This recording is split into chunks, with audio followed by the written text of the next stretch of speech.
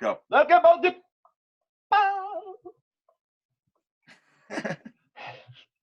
What episode is this? 71? 71. Welcome to the Balls Deep Red Sox Baseball Podcast. I'm your host, Mark Chikaris. Alongside me, virtually, is super producer Andrew Andrews. And like you said, episode 71. Cover a bunch of topics today.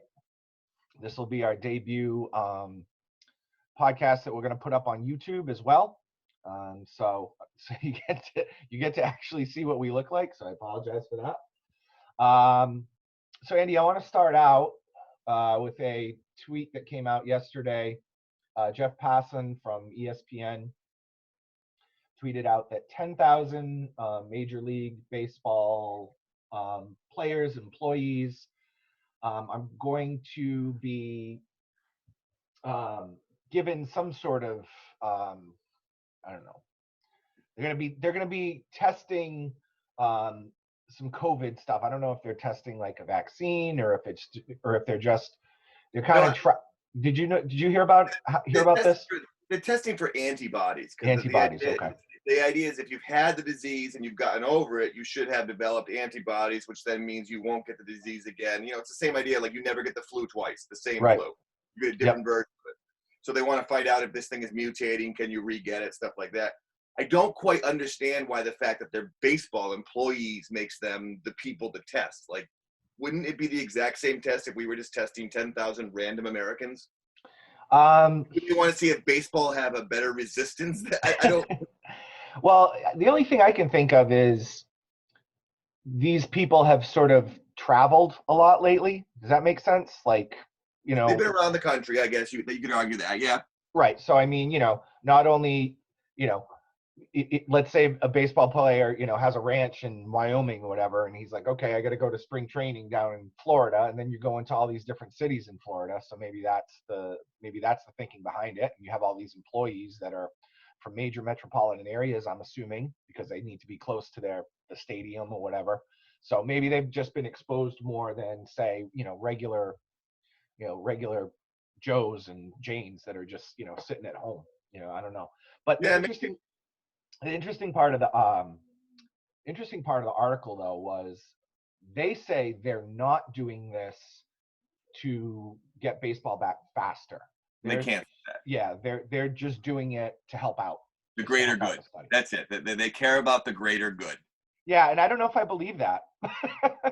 I don't think I do one bit. It's fucking horseshit. But it's this weird, like, we live in this world now. If you even talk about trying to get it started, like, oh, you can't even, well, of course we can talk about it. Like, right. Chillax. So yeah, they don't want to be accused of putting the cart before the horse, things like that, Well, I want to piggyback on that, though, right?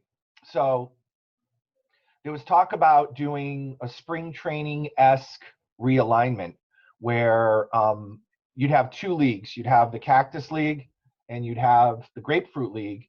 And those would be, for 1 year or whatever, 2020, that would be the realignment. So I'm not going to go through every division and every team, but I will go through. You don't have to. Every single division is better than the one the Red Sox are in. Yeah, exactly.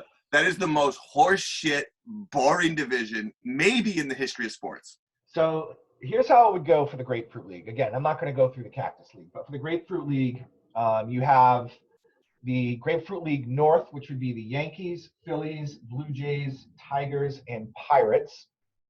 That's pretty bad too. The Yankees have that division wrapped up. Yankees, Phillies, Blue Jays, Tigers, Pirates. Yeah. That's not good. Brutal.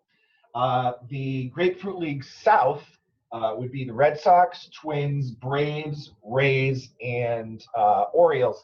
If that was the case, I think this year the Red Sox would come in fourth in that division. That's how it's going to go. Dude. They might come in fourth in the AL East. Remember, like, this goes back to when Interleague first started. Hold on, I gotta shut the door. This goes back to when Interleague first started. And this whole, the Red Sox have a natural rivalry with the Braves. Yeah. Yeah, I mean, like, what fucking world are we living in? Well, it's not the 1950s. When they were in Boston, there wasn't a rivalry. Right, exactly. It's not the 1950s, and there was never even a rivalry because they never played each other. It's stupid. And, I mean, the Twins, That's the worst part of spring training is you play the Twins 47 times. Exactly. And the Twins were really good last year. So, you would probably be looking at, the Braves are getting better. I mean, you probably have Minnesota on top, maybe Atlanta second, or vice versa, or the Rays, depending on, No, even though. The Red Sox would be a shit team in a shit division. Yep, absolutely. And then the Grapefruit League East would be the Nationals, the Astros, the Mets, the Cardinals, and the Marlins. And, that's a good division. Yeah, that's pretty good. Those are some teams that, besides the Marlins, those are some teams that could beat each other up. Yeah, exactly. So, I don't know. So that was the thinking. That was the discussion. But to your point, it's never going to happen because, even through this whole COVID thing, and I know we don't really get like super political on the show, but like, it just seems like we're a country of like naysayers and red tape, people. And I get like, for all those people that were like, well, China built a hospital in 10 days. Well, yeah, they did, I guess. I mean, I don't believe. They also put people in prison who don't follow rules. Right, exactly. You know what I mean? Well, they can do that because they don't need to. Thanks, buddy. They can do that because they don't need to. They make their own rules. Like, here it's like, oh, we got to get a permit and we got to talk to this guy over here, and that's going to take 3 weeks, and it's just like. Yeah, there was no environmental impact study done, you think, in China? Exactly. Well, we have to do an environmental impact study first. That's going to take 6 months. It's like, okay, well, then we're not going to get the hospital up. So there you go. Well, it's also this idea too, which is it's forget the logistics, forget the red tape. It's also every move now has there has to be a moral backing, and either you're morally doing something right or you're not. And depending what side of the aisle you're on, it's really. How much of this was really just, and they were, Barstool, Carabas, and them were talking about this, and how much of this is like a real actual plan, or was it just someone in a meeting going, hey, what if we did this?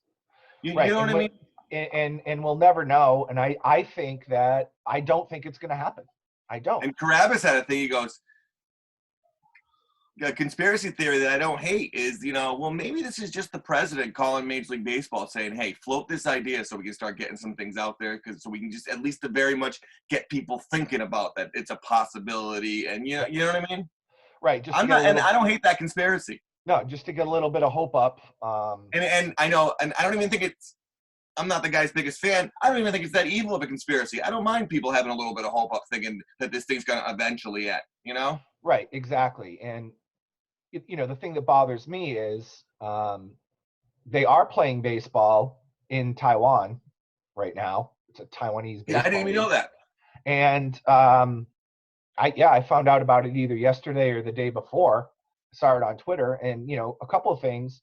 Number one, they don't have any fans in the stands, right? And I guess they tested their players, and they're playing ball. And I don't know why it's not televised. I don't know why we didn't really know about this. I guess it's because maybe the time zone, but like when they're playing, we're like in bed or something. But like, I wouldn't mind seeing. Yeah, I mean, I wouldn't mind seeing some live baseball, or even if they just rebroadcast at night. Yeah. I'm not gonna scour the internet to figure out what time the Taiwan, whatever they're called, you know what I mean? Yeah, like the spoiler alert, the swallows or whatever.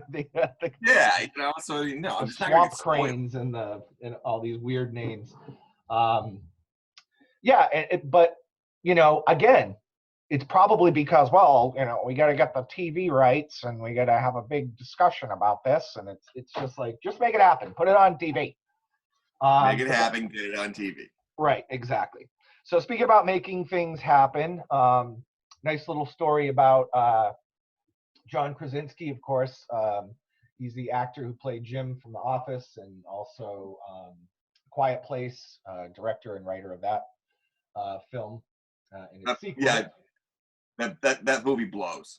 I never saw it. Ready? Okay, listen. I made it through about halfway through the movie. Here's the problem with that movie. What happens when you cough in your sleep? Right. Everyone's dead. I snore like a madman. I'd be dead. You can't be quiet. It doesn't, sound isn't something you can just completely control. it's it's I like heard yeah. someone had an article, I forgot who it was, that was the most brutal movie to see in a movie theater because people were like munching on popcorn and like there's like Oh, candy it's silent, wrappers. right? Yeah. Yeah, like slurping on sodas, and it was like infuriating. Shut up. Exactly. So him and Big Poppy evidently promised Red Sox tickets for life for the workers at Beth Israel Hospital. That's a lot of people. Yeah, and I just think that's a really, really, really nice gesture. I don't know how you would do the logistics of that. If you're just like, like they give the phone number and you call like John, hey, how you doing? Can I get tickets for tonight's game? Sure, let me. Yeah, is it an actual like they didn't give like season tickets to each person, did they? I don't think huge hospital. Yeah, and also too, like, what if you're the shithead who took a job at like Mass General 6 months ago? You know what I mean? Exactly. You're like, what the fuck? I'm doing the exact same thing here, a couple streets down, and I'm not getting anything. I know. Well, again, so here's the point of that. You have Robert Kraft, using his private plane to, get masks from China, of all places. However many millions of masks in to workers around the state, and then also in New York City. And then you have John Henry. The news he made was that he furloughed his all of his stadium workers from Liverpool, right? So he hasn't done it for the Red Sox yet, as far as I know. But yeah, they already hate him over there. So yeah, I mean, the guy is so tone deaf. It's like this is your time to try to make people like you, because inexplicably no one does, and you've given us 4 World Series, and we're still like, that guy kind of blows. Oh, he's he's the most hateable champion. He really is. Yeah, I mean, he's lucky that the Bruins owner are bigger douchebags. Yeah, exactly. Is a bigger douche canoe, because the Celtics and the Patriots obviously have great owners, right? And they do a lot for the community. Oh, everyone loves them. I mean, they can do them. People are turning on Brady. Yeah. for the Patriots, So it's. What do you think? How do you think Brady's going to do this year? I'm just curious.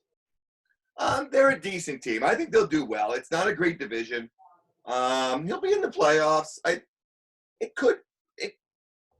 Listen, I wouldn't bet for them, but I wouldn't be completely blown away if they showed up in the Super Bowl.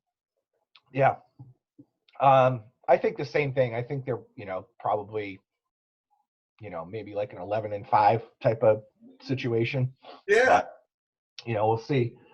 We'll see what happens with that. One final Red Sox thought. Steve Pearce announced his retirement yesterday, I believe it was. Can you retire when like no one really wants you? Yes. You know what I mean? That's like a couple of years ago, about like 5 years ago, I remember, and Howard Stern was talking about this. Like Phil Collins announced his retirement. It's like, Phil, you're not selling tickets you're not selling tickets. You're not putting out music. You didn't retire. You just kind of washed up. You faded away, is what you did. Like, did Steve Pearce really need to announce his retirement? I mean, I'm sure there's something with pensions and whatever that you have to actually do it. But like, yeah, Yeah, you got to file. You got to file the paperwork, and I'm sure that, the news just leaks out anyway. I'm sure he, obviously he wasn't at the podium at Fenway Park with like this big fanfare. Not. I mean, obviously he couldn't do it right now anyway because of COVID. But I mean, that wouldn't have happened anyway. He wasn't doing the Mike Schmidt blubber cry at the end when he retired there. Yeah, exactly. One of the So, Pearce, MVP of the 2018 World Series. I looked up his numbers. He had such a great series. He had 16 plate appearances. He reached base 8 times. He only had 4 hits. 3 of them were home runs. So there you go. That helps. Yeah, that's not bad. He drove in 8 runs. He had, those 2 out of the, 5 games they played. He had big hits in 2 of those games and basically won them those games. So good luck to him again in his big announcement for Steve Pearce's retirement. Hey, only 5 years till he's eligible for the Hall of Fame. That's right. Fingers crossed. By then, they might be letting everybody in, so who knows? Yeah, exactly. One quick So I was thing.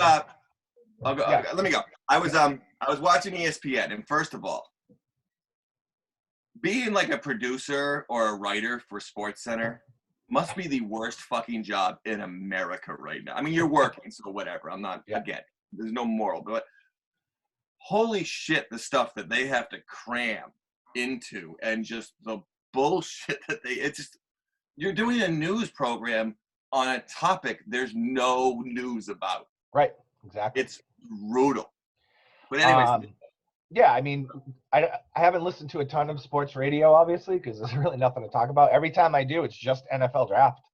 I mean, that's all people have to talk about because it's the only thing that's kind of coming up, and it's the same thing with ESPN. A lot of NFL draft talk there.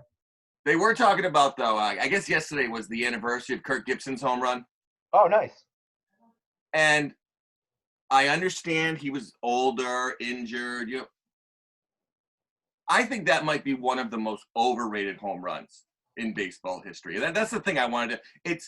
What is your feeling? It was game fucking 1. Yes. Game 1. I mean, how many tons of World Series games end with home runs? It just happens that's what happens when you have 2 very good teams with lots of good pitchers. A lot of times it takes till that last pitch before something. You know what I mean? Well, can we calm the fuck down about that a little bit? I watched that game a couple of weeks ago because they replayed it, and the one thing about that, and this is what I hate about, I've been bashing this now. I bashed it on the last show. He fouled off like 10 pitches before he hit that home run. He did. Yep. So I mean that, if you're into that, which obviously I'm not, but I was more into it back then when you could watch a game in 2 hours and 15 minutes. I mean, back then that's one thing, but today, I don't know. It just seems like such an I feel the same way kind of about Carlton Fisk's home run. It was cool. It was neat. He looked cool going down. Yep. Game 6. Yep. And they lost the next game. And they lost the next game. At least you could maybe argue that Gibson's home run kind of like got them motivated and made the A's were supposed to crush them that year. Yeah. So that was the Bash brothers and all that bullshit time, right? So you could argue that. I mean, this home run, and people are gonna fucking want to kill me. I think it's. I mean, again, I'm in Felgers. Now that the Red Sox have won World Series, we shouldn't even talk about the '76 World Series anymore. Right. Losers. Yeah, they lost. They lost. And don't act like they were this team that came out of nowhere. Okay, they were stacked. Yeah. Okay. The fact that team couldn't win a World Series, I mean, even that collapse in '78, which I was too little for that. I don't remember any of that. No. But just going back and looking at stuff. Yeah. Yeah, you just look at the team. It's like Fred Lynn, Jim Rice, Dwight Evans, Cecil Cooper, Rick Burleson, Butch Hobson, El Tiante, what's his face? Jim Lomberg, right? What's that? Wasn't Jim Lomberg during that time pitching? No, he was the late '60s. I don't know if he was still on there in the '70s. Yeah. But I mean, just their lineup. You go through their lineup and you're just like, what the hell? Like, how did they not win? It's just brutal. And then same thing with the '86 team. That team was stacked. That lineup was stacked. So no, and I mean it's a big reason why until the last to this century, if you will, they're fucking losers. Yeah, exactly. They really are. Yeah. They were going all the way back to friggin' Ted Williams hitting 106 in the World Series. You know what I mean? Yeah, and then as fans, we held on to these moments that you look back now and you're like, wow, that was such loser mentality. Like when Ted Williams hit that home run in the All-Star game and he's like leaping around the bases, and like you'd see that clip where they do like a collage and be like, oh man, In an go Red exhibition Sox. game, They finished like last that year, but okay. he hit a home run in an exhibition game. Right, and we're celebrating Yeah. that. Or Carlton Fisk, yeah, it was like super cool, and it was in Goodwill Hunting and everything else. But the Red Sox lost that World Series. So it's just and the fact that they still like, ooh, this is the anniversary of the 67. Like, calm down. Yeah, exactly. We're done with that. We've won World Series since, okay? And it's I'll argue Ted Williams is Ted Williams, and I'll give him the number one spot just because of history of baseball and things like that. Yep.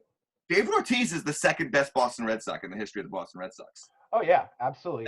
But there's people who still, no, you got to put Yaz in there, and what about what do you okay, if you want to argue Pedro or David Ortiz, all right. If you want to argue Manny or Dave, I'll allow those arguments. Again, I think Yaz. I don't claim to know the score because anytime they replay that game, I really don't want to watch Bucky Dent hitting a home run. But like, Yaz was up, I believe, with base runners on. I don't know if he was the winning run or the tying run or something, but he came up in a big moment. He popped out. Pop out to the third baseman or first baseman. I forget. Yeah, third baseman, and it might have been a foul out. Oh, it definitely was a foul. It was a foul ball. Yeah. So like,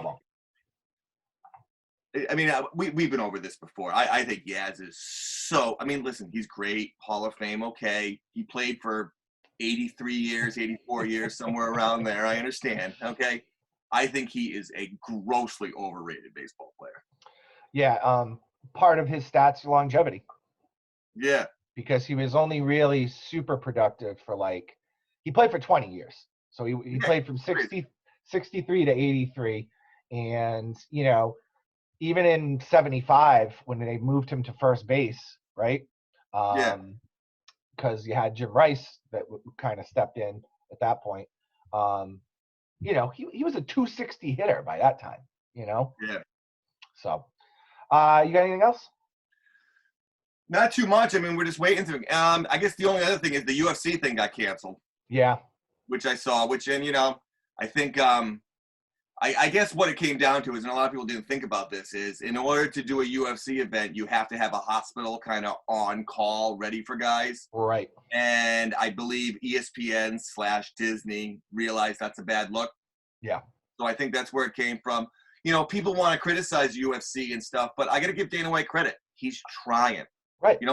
He hasn't done anything wrong. He hasn't given anybody coronavirus. You know what I mean? He's not being irresponsible.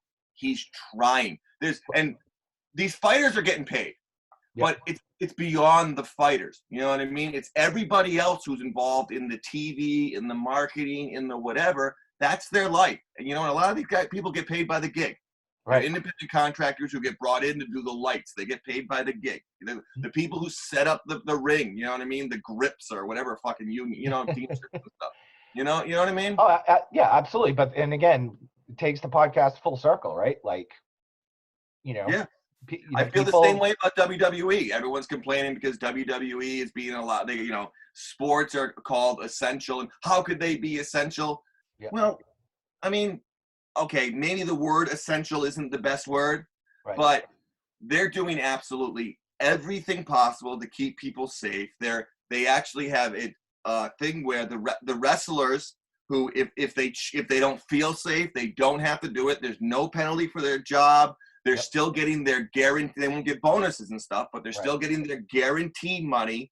I mean, they're bringing guys in. They're taking. So it's just if there's a way to do it. And is it listen, I'm not as much into wrestling as I was, college and stuff like that. I flipped over and stuff. Is it not as good? Clearly, the crowd is very important in wrestling. Right. You know what I mean? Exactly. But they're doing something. They're trying. Yeah, the crowd's important everywhere. Yeah. I mean, it's weird. I mean, that game where the Orioles played whoever, because you remember there were riots. Riots there, yeah. And they played in front of an empty stadium, and they aired that game, and yeah, it was weird to watch, but it was still a game. And to your point, at least they're trying. They're trying, and this idea, and you hear like, you know, basketball, well, we can't play without fans. It'd be like just playing in the, okay, it wouldn't be as good, Right. but it would be something. It'd be on TV. People would be, I mean, I if you can do it safely, again, and it's, and you need to cross all your T's and dot the I's and all that bullshit. I get it. But if it can be done safely, well, then, you know. Yep. You'll at least try. What, you, right? It's this constant like no. Well, I mean, if we're gonna wait until you can put 60,000 people in a stadium, Then we're it's gonna gonna be be waiting a long time. It's gonna be next year. If that's what you're waiting for, it's gonna be next year. Because football is not. I don't. And obviously, I get, you know, my doctorate really isn't worth that much because it doesn't exist. But football isn't starting in the fall if they think the only way they're starting is with full stadiums. Right. I just don't think that's possible. Yep. And, you know, to my point last week, baseball is the sport where you can actually social distance.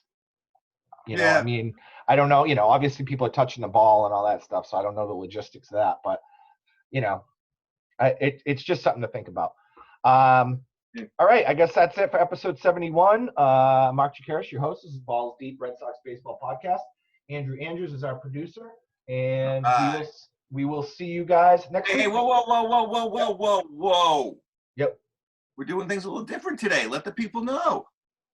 Oh, yeah, of course. Right? So you can see us on iTunes. You can see it on Spotify, and we're going to post this video to the YouTube channel, which is my YouTube channel, Mark Chikaris.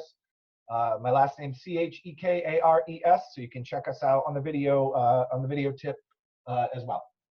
So we're gonna start doing that now, and you know, whatever, one more place people can see us, and we'll see if we can get this going, and maybe someday we'll actually have real baseball to talk about. Exactly. All right, we'll see you guys next week. All right, peace.